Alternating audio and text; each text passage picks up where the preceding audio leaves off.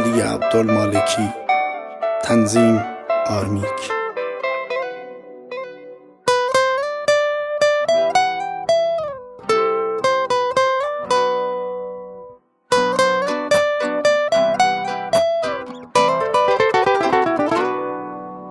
یه روزی یه جایی یه دل شکوندم،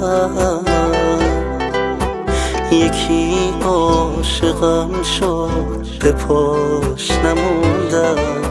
چه آسون چه راحت ازش گذشتم، دلم رو به قلبی دیگه سپردم.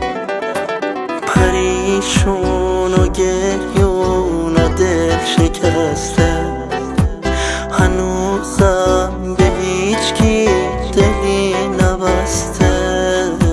چقدر میگفت دوباره برگرد، چه روزا که بی من تنهایی سر کرد.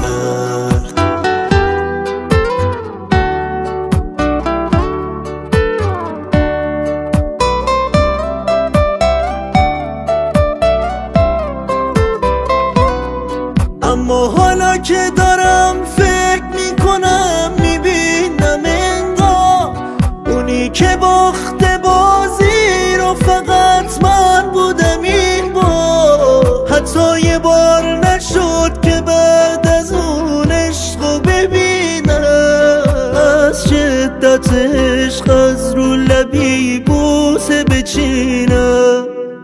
پشیمونم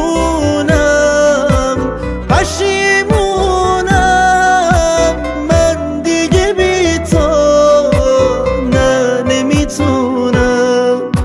نمیخونم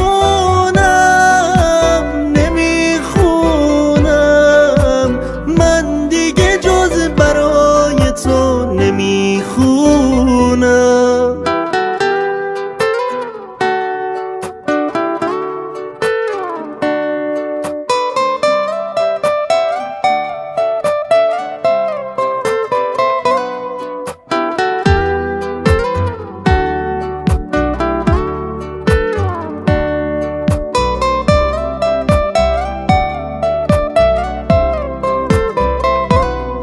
اما حالا که دارم فکر میکنم، میبینم انگار اونی که باخته بازی رو فقط من بودم این بار. حتی یه بار نشد که بعد از اون عشقو ببینم، از شدت عشق از رو لبی بوسه بچینم.